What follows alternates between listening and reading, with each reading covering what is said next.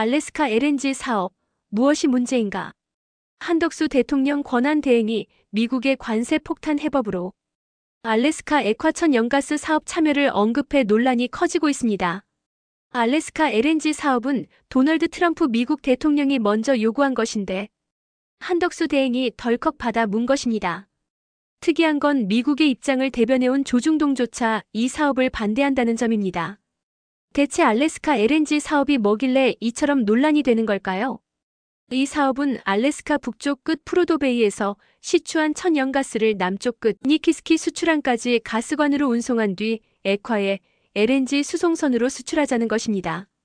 이 사업을 위해서는 알래스카 북쪽 끝에서 남쪽 끝까지 약 1300km의 가스관을 설치해야 하며 수출항에는 가스 액화 시설과 보관 시설 등을 건설해야 합니다. 이 사업에는 여러 난제가 도사리고 있습니다. 초기 사업비로만 약 65조 원이 투입될 것으로 예상되는데 극지방이라 너무 추워 공사가 어렵고 기간도 10년 이상 걸립니다.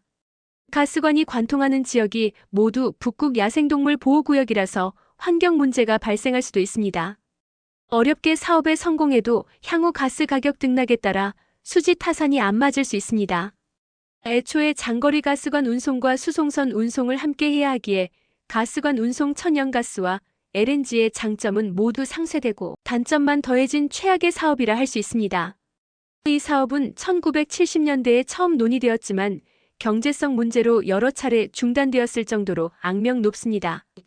엑손모빌, BP 등 사업에 참여했던 여러 거대 석유회사가 손을 털고 철수했으며 국제자문업체인 우드 맥켄지는 이 사업을 세계에서 가장 경쟁력 낮은 사업 중 하나라고 평가하기도 했습니다. 게다가 지금 트럼프 정부가 보이는 변덕을 생각해보면 언제 이 사업이 중단될지 모를 일입니다. 또 개발 기간이 길어 미국 정부가 바뀌면 환경 문제 등을 이유로 사업을 취소할 수 있습니다. 멋모르고 투자했다가 사실상 사기를 당하기 쉬운 상황인 것입니다. 사실 미국은 무려 42년 전부터 한국에 이 사업에 참여할 것을 요구해왔습니다. 1983년 알래스카 주지사 출신의 월터 히켈 유콘 퍼시픽 이사장이 방안에 사업 참여를 요구했고 이후 전두환 당시 대통령에게도 서한을 보냈습니다. 그러나 당시 정부는 이 사업에 장점이 없고 미국이 막대한 금융 부담을 요구하기에 협조할 수 없다고 판단했습니다. 그러자 미국은 1990년대부터 사업 참여보다는 LNG 수입 확대를 주로 요구했습니다. 이처럼 전두환 정권조차 거절한 사업을 한덕수 대행이 받으려고 하니 논란이 클 수밖에 없습니다. 심지어 수십조 원의 혈세를 날린 이명박 정권의 자원외교 비리 재탕 아니냐는 의혹도 있습니다.